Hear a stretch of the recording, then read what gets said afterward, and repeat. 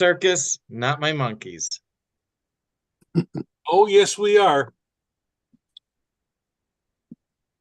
And it is your circus. I agree. This is lost on that one, my friend. definitely your circus. You lost on that one. It is my circus, huh? Yeah. It is my monkeys. Yeah. It is. We are. Not my circus, not my monkeys. But it is. Yeah. No, but it is. Okay, let's do the class. Okay, we're recorded. Here we go. Do you know I still don't know this by heart? My disclaimer. After 10 Welcome to years. Garden of the Spirit, a class studying apples from the orchard for the second time starting after Pesach 2014. This class meets in Longmeadow, Massachusetts, the center of the universe, and is held in memory of Malka Ruth Bas Moshe, Margaret Vogel, blessed memory. Apples from the orchard contains selections of teachings of the Kabbalah from the Arizal, Rabbi Yitzchak Luria, based on the weekly Torah portion, superbly translated and explained by Moshe Wisniewski. Okay, yes, we're on page 739.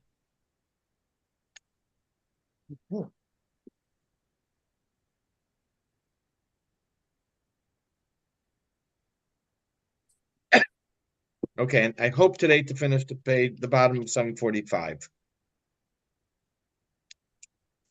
All right. Moshe sent what?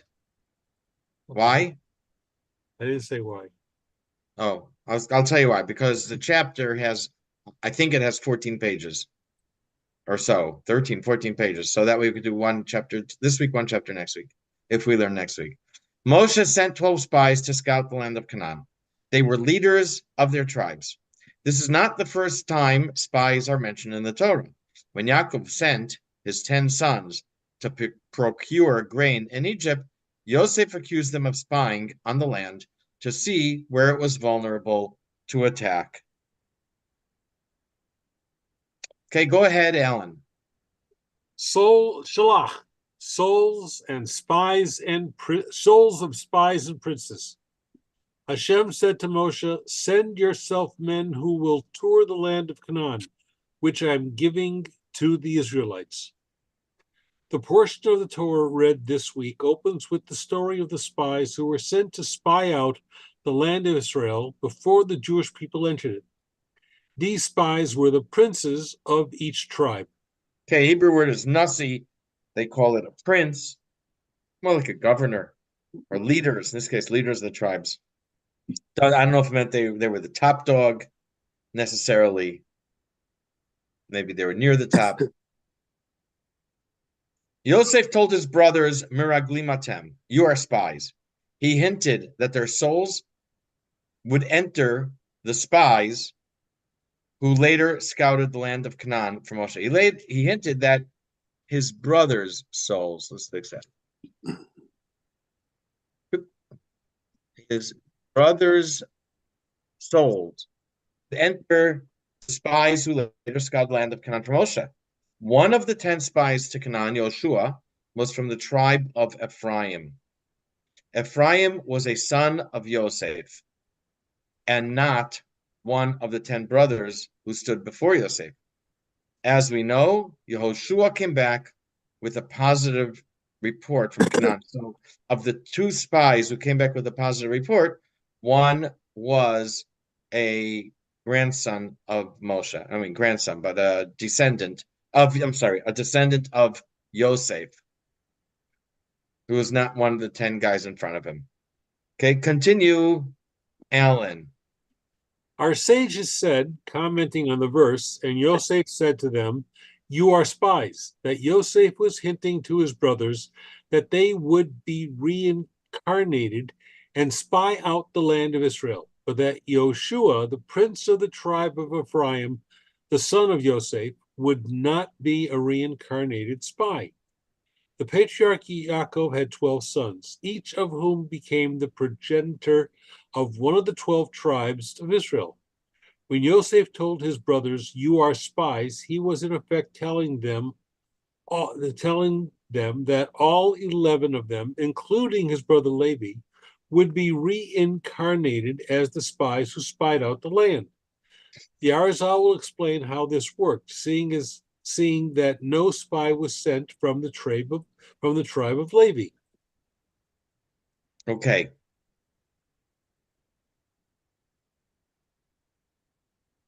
Three. Now, one of the brothers wasn't, I'm going to say this, my own question, parenthetically. One of the brothers was not in front of him. Which brother was that? Binyamin. Correct. Binyamin was back home.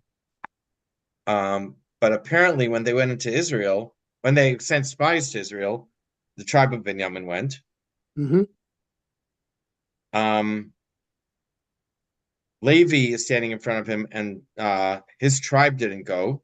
When it says all 11 of them, I don't know if it means the 11 brothers or if it means the 10 in front of him plus Yosef. Most likely it means all 11, the 10 in front of him plus Binyamin. Okay, so we're gonna explain this as we go through. But anyways, in this chapter here, they say nothing, at least what I've learned so far, they say nothing about Binyamin. So we can assume that Binyamin is included in the ones who are spies whose souls will be reincarnated into the descendant spy who goes to Israel. This explains a discrepancy between the two passages in the Torah. In the beginning of Bamidbar, when Moshe assembled helpers to count the Jewish people, it says, Rashi Alfei Yisrael Hema. They were the heads of thousands of Israel. The spies, however, are called Rashi B'nai Yisrael Hema. They were the heads of the sons of Israel. And so reading this, based on what the Arizal just said, that the souls of the 10 brothers or 11 brothers entered the spies, we would say that the spies now were the actual children of Yaakov or Yisrael, being that they hosted the souls of the original sons of Yaakov. The spies hosted the souls of Yaakov's sons. So therefore uses the word, calls them the heads of Bnei Yisrael, the heads of the sons of Israel, because they were the actual sons. Okay, go ahead, Alan. Based on this, we will be able to understand the passage very well. Let us note, first of all, that when the Torah refers to the princes of Israel, as in an earlier passage, they are called the heads of the thousands of Israel. Whereas in this passage about the spies, they are called the heads of the Israelites. Go ahead. I'm sorry, let me do the next one. 3, 4. How did this come about that their souls entered the spies? The souls of the brothers entered the spies. Hashem saw that the spies would come back with a false report. In order to mitigate their evil plans, he joined the souls of Yaakov's children with their souls. Apparently, he wants to make their evil plans less evil. They won't come back so strong. Hashem hoped the holiness of the original children of Yaakov would lessen the impact of their plans. Unfortunately, it didn't help. This process of a soul joining another soul is called ibur, which literally means pregnant, or it's one of the meanings of which is pregnant. In pregnancy, one body is a host for another. Ibur for souls mean one soul becomes a host for another, or one person becomes a host for another soul. We will see several differences between Ibur and reincarnation in this chapter. Ibur is also used for the extra month, the leap year. Is called Ibur. So I used it to, I always thought it might have meant something of being some type of swollen or swelling. But as I was doing this, I thought that perhaps it means more to be a host for a foreign object. Okay, so go ahead, Alan. 740. The reason. The reason for this discrepancy is as follows. When Hashem foresaw that these princes would sin and that Moshe wished to send them, he devised a way to fortify them, minimize the evil they would do, and rectify it somewhat. He therefore decreed that the souls of the actual sons of Yaakov, the brothers of Yosef, who were literally the children of Israel, would be impregnated into the souls of these spies, so that their holiness would help them not to sin completely. Nevertheless, this did not help them. Yaakov was known as Israel, so the phrase the children of Israel, while usually denoting the Jewish people as a whole, may also be literally understood to mean the sons of Yaakov. Impregnation, Hebrew ibur, is a specific type of reincarnation in which the soul being reincarnated does not become the full and only soul of the body into which it is incarnated, but is rather grafted onto the soul already present in this body. The result is that the soul of the individual retains its intrinsic consciousness and identity, but these are augmented by the impregnated soul it hosts. Okay, 5. Now the Torah says about the spies, Rashi Kulam Anashim Rashi Bnei Yisrael. They were all prominent men. They were the heads of the sons of Israel. That is, they were the actual sons of Yaakov, and the heads, meaning the progenitors, I wrote it in, and the progenitors, the heads of their eponymous tribes. So it appears that, I'm going to write that later. Sorry. Go ahead, Alan. This is the mystical meaning of the verse. They were all men, the heads of the children of Israel, were they. That is, they themselves were the progenitors of the tribes who were in fact the heads of the Jewish people. The word head, Go ahead, I'm sorry. The word head also may mean beginning. Now the Torah says, send for yourself men who will scout the land of Canaan that I give to the sons of Israel. The verb I give is in the present tense, not I will give. Had the spies followed Moshe's directions for a successful mission, Hashem was ready to give the land to the actual sons of Yaakov, whose souls were joined to the spies. Now, it's not clear if it means that the spies themselves would conquer the land during their mission, or if it would be conquered later in the merit of their successful mission. I'm not sure exactly why the present tense, I give, would be appropriate for the actual sons of Yaakov. I did not follow that.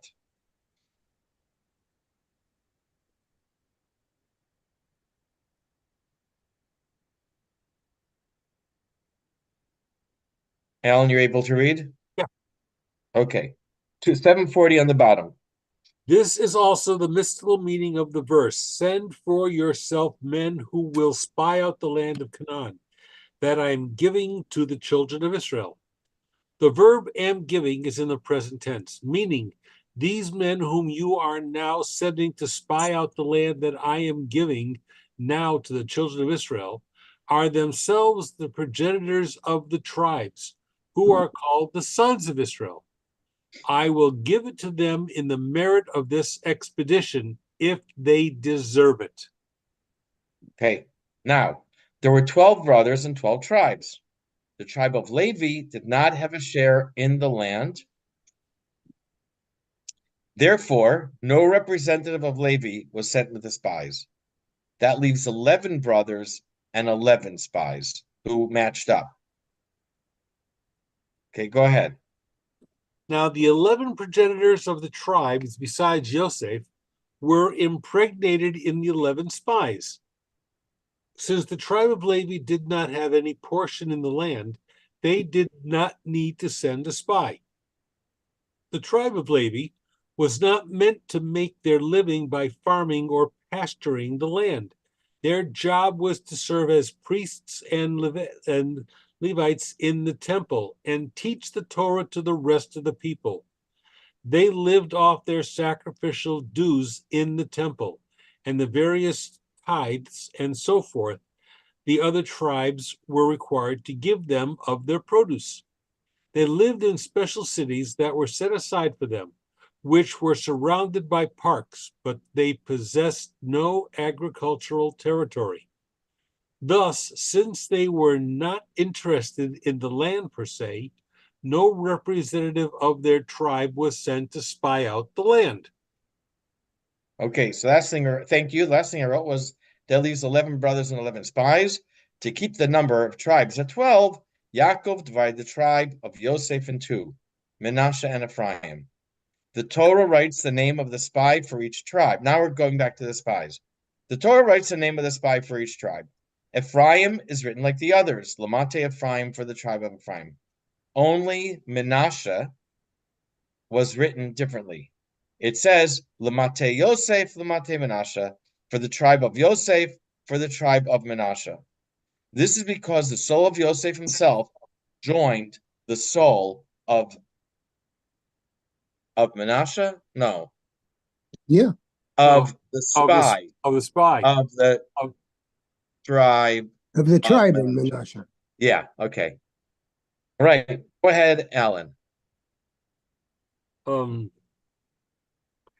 its place, the tribe of Yosef was divided into two, Manasseh and Ephraim. Manasseh and Ephraim were the two sons of Yosef. Before his death, Yaakov made these two sons progenitors of tribes in order to keep the number of tribes 12, in the cases where the tribe of Levi would not be counted. Continue. The soul of Yosef was impregnated into the spy of the tribe of Manasseh. It is therefore written, of the tribe of Yosef, of the tribe of Manasseh. In listing the princes of the tribes who were sent as spies, the idiom used in each case is of the tribe of X so-and-so. Here, the name of the tribe Manasseh is preceded by the phrase of the tribe of Yosef. The tribe of Ephraim is mentioned earlier, so the phrase of the tribe of Yosef cannot be considered an introductory phrase that covers both tribes of Ephraim and Manasseh. This phenomenon, the Arizal tells us, therefore alludes to the fact that the soul of Yosef was impregnated specifically into the prince of Manasseh. Now, Ephraim is always given precedence over Manasseh. Therefore, it would have been appropriate to list Ephraim's name with Yosef, not Manasseh. I should switch it around. To list Yosef's name with Ephraim, not Manasseh. Yosef is listed with Manasseh because Yosef's soul entered the spy from Manasseh, not Ephraim.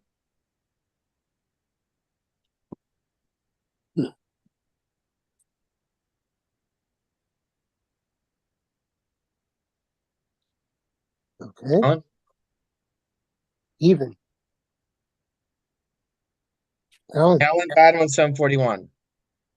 Even though in all cases Ephraim takes precedence over Manasseh, Yosef was nonetheless associated with Manasseh in order to indicate what we have said. When Yaakov split Yosef into two tribes, he made a point of giving Ephraim precedence over Manasseh, even though Manasseh was the firstborn. All right. Thank you. Page 742. The spy of each tribe was joined by the soul of the progenitor of that tribe. Reuven's soul, the soul of the spy from Reuven. Shimon's soul joined the soul of the spy from Shimon, and so on.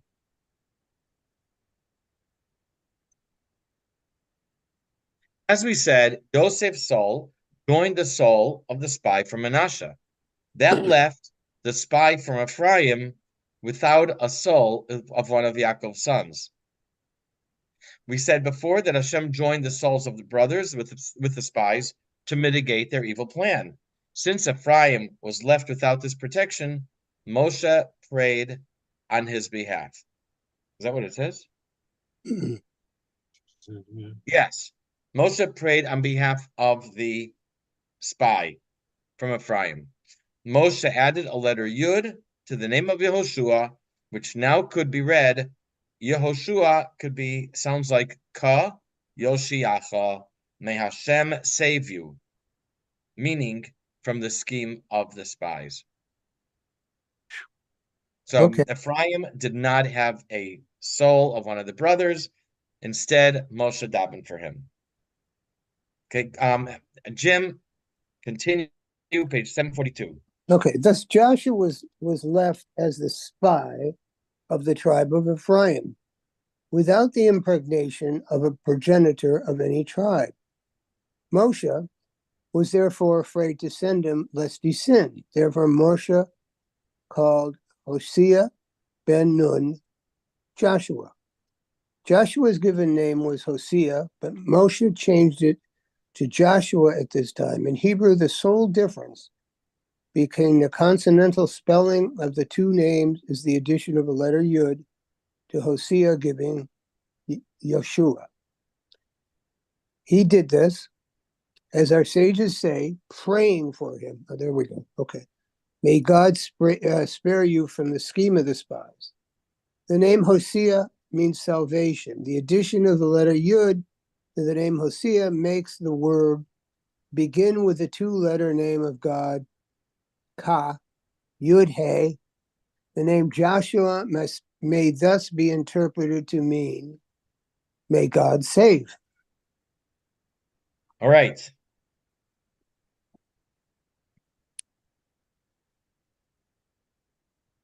Now, okay, so Moshe davened for him. Now, Moshe was from the tribe of Levi. If Levi would have sent a spy, it would have been Moshe. Since Moshe didn't go, he sent Yehoshua in his place. Yehoshua was his devoted student who was like a son to him. By praying for Yehoshua and changing his name, Moshe caused the soul of the original Levi to join Yehoshua. Mm-hmm. Okay. The mystical meaning of calling him this new name is that Moshe thereby drew into Yeshua the soul of Levi, the son of Jacob, whose soul had not been impregnated into the prince of his tribe, as we mentioned.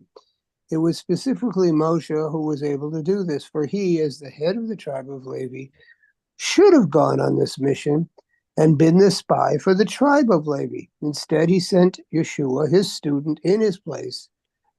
For one student is considered the same as the son, as is known. Thus, the soul of Levi, which should have been impregnated to Moses, became impregnated into Yeshua. Okay. Okay, this 12. This will give a twist on Hashem's instruction to Moshe. Send for yourself men. In the singular, yourself, just Moshe. It then says, to the tribe of his fathers, you, in the plural, shall send. In English, we use the word you, speaking to one person or to many. In Hebrew, there are different words. The Arizal will explain this discrepancy. He also asks why Hashem says, Lecha, send for yourself. Mm-hmm. He should have just said, send men. Why send for yourself, men? Go ahead, 742 at the bottom. We can now better understand the difference in expression that occurs in the passage. First, God says, send for yourself, addressing Moshe in the singular.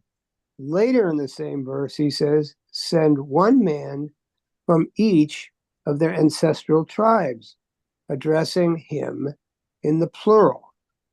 In English, there's no difference between singular and plural imperative or single and plural second person future. In archaic English, there is send you and send ye, and you will send, and ye will send.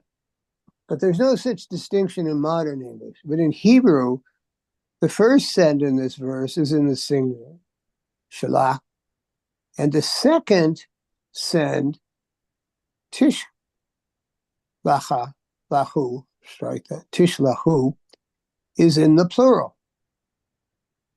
Continue. Furthermore, the expression "for yourself" seems to be superfluous. In Okay. truth, okay. 14. Now, a soul can attach itself.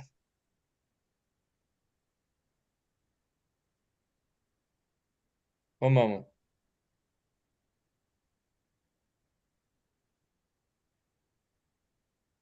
13.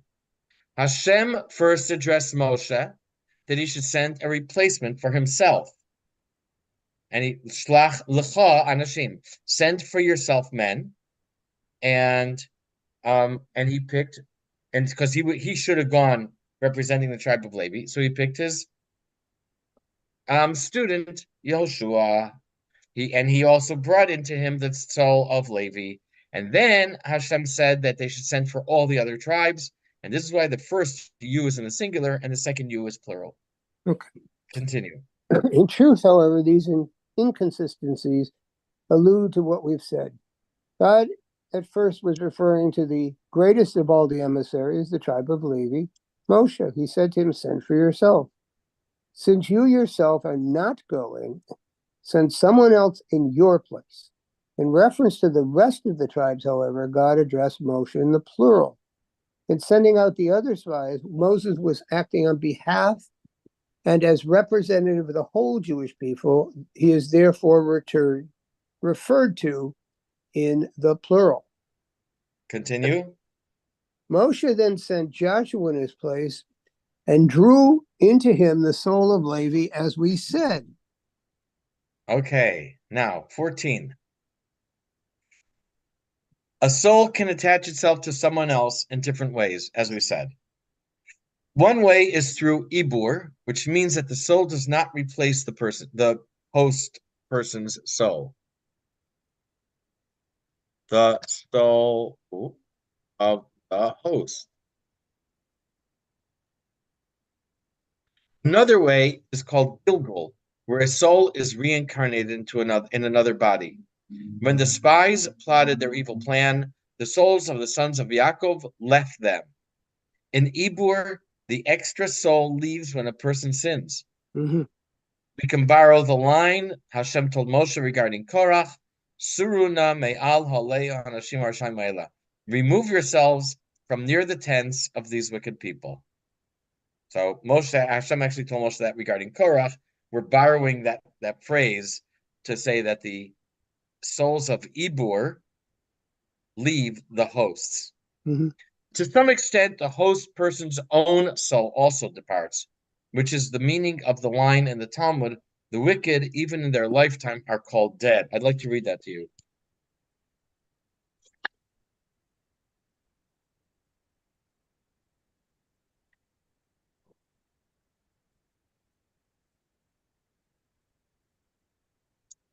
There is a verse that says, Ecclesiastes, Koheles, for the living know that they will die, but the dead know nothing at all. And this, the Gemara says, the living refers to the righteous, who even after their death are called living.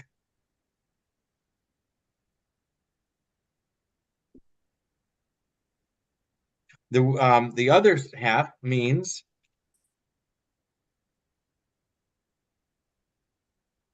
refers to the wicked. The dead know nothing at all. This refers to the wicked, who even in their lifetime are called dead. Mm-hmm. The dead know nothing at all means the wicked don't think about the judgment day. And there are other supports for this. King Tzidkiah, who was the last king of Israel, taken away by Sancherib to exile. He had a tragic end. Is referred to as a corpse of wickedness. Ezekiel says to him, Ve'ata chol Rasha, you corpse of wickedness, Prince of Israel. So he's called a corpse, even in his lifetime, he's called wicked in their lifetimes are called dead. That's what it says. So the host person's soul departs, And since he's sinning, it departs. That's why it says that the wicked, even in their lifetime, are called dead, because this guy is soulless. Well, in some way, his soul departs. I'm having to Okay. see who was the other spy that did not report negative. Caleb. What From the tribe was tribe of Caleb is it Dan? I'm not sure. Benjamin? Yehuda. Yehuda. Yehuda. Ah, that's right. Yehuda. And Who I is know, called? So go ahead, Jim. no, I just know he goes to Hebron, and he takes a different route, goes to Hebron. I remember that. What did he And do there? he went to the Machpelah, the caves of the patriarch matriarchs, Yes. and And he prayed that he they shouldn't get prayed. caught up. Yeah, What and who was his wife? she was Moshe's. Was it Moshe's? Was that Miriam? Yes. Yeah. So he was Yeah. Moshe's brother-in-law. Right. So Moshe's student and brother-in-law, they stay true to the mission. Right. Okay. Okay, so I read 14. Go ahead, 743 at the bottom. Now, when the spies scouted out the land, they plotted an evil scheme, that is, to denigrate the land. Therefore, the souls of the progenitors of the tribes that had been impregnated into them departed from them. As is known, the soul that attaches itself to a person via reincarnation, Gilgul, does not depart from him until he dies. But one who enters a person via impregnation withdraws from him when he sins. It says, withdrawn now from above the tents of these wicked people. As a matter of fact, even an individual's own soul withdraws from him when he sins. And this is the mystical meaning of our sage's statement. The wicked, even in their lifetime, are called dead. 15. After the spies scouted Canaan, the Torah says they returned from spying the land. They went and they came to Moshe and Aaron. It says they returned, then it says they went and they came to Moshe and Aaron. Okay, they went to the land, apparently to the land of Israel. They already did that before they returned, obviously. Why does it first say they returned? And then it says that after they returned, now they went. Page 744. We're going to do 2 more pages. All right, so this is alluded to in the verse. They went and they came to Moshe and Aaron. The words "and they went" seem to refer to the spies' expedition in the land of Israel. But we've already been told in the preceding verse that they returned from scouting out the land. So why does the narrative mention again they're going now that they've already come back? The verse should have simply stated, and they came to Moshe. Okay, so what it says is that they returned, and then it says they went, meaning that the souls of the original brothers left. Right. The answer is that the phrase "and they went" refers to the departure of those impregnated souls. The next phrase "and they came" refers again to the spies themselves. When they came to Moshe, impregnated souls had already departed from them. Okay, the next thing is the Torah says that Kalev and Yoshua lived from those people. Let me double check the whole thing. I want to see something here.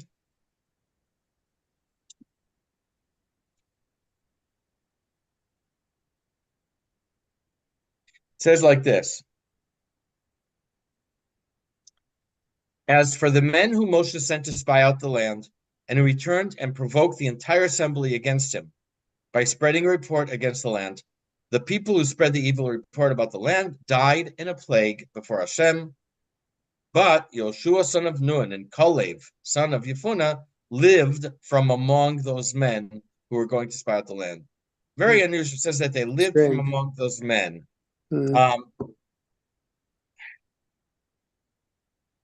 What does this mean that they lived? They lived from them, my opinion, seems to mean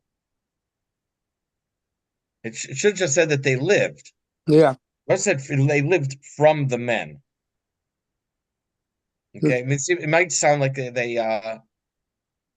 they siphoned Yeah, got something from him. life force from Yeah. them. Yeah. This is the question. Go ahead, read the question. So these spies were then punished and died, but we are told Joshua and Caleb lived from these men. Now, the word remained alive does not seem to be appropriate here. Lived would imply they lived off the other people or something like that. But the simple meaning of this verse is simply that they survived them. Okay, so so the answer is that it means, I think that it means that they lived from the men, not from the spies, but from the men whose souls they had. I From see. Ephraim had the soul of Levi, and Manasseh had the soul of Yosef. That they had extra life with these souls. He focuses on the word that they lived. I also, my own idea is that we find in places that the word lived also means to revive or to breathe extra life into, to have extra life force. It also would appear that it's from these men. He doesn't he doesn't say that. It's my own idea that they lived from these men, that they received extra life force from the original two brothers. Okay, go ahead, read to the bottom of the The page. reason why it is nonetheless used is to indicate in the case of these two, their impregnated souls did not depart from him. These were the souls of Judah and Caleb and Levi and Yeshua. Since Joshua and Caleb did not participate in the sins of the spies, did not degenerate,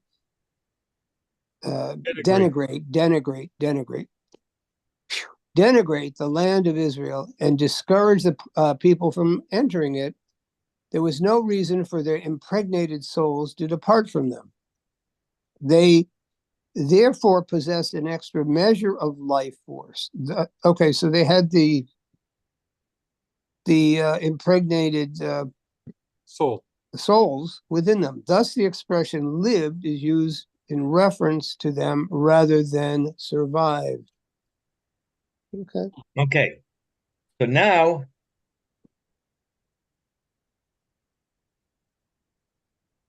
read the next paragraph. Doesn't need The an other introduction. spies, however, died as soon as they came to Moshe, inasmuch as their impregnated souls departed from him. For the wicked, even in their lifetime, are considered dead. This is why the narrative contrasts Yeshua and Caleb with them, saying, from these men, which appears superfluous. Okay, so now the Torah says Hashem gives the directions to Moshe, tells him what's going to happen. Okay. No, I think it's in. Here it is.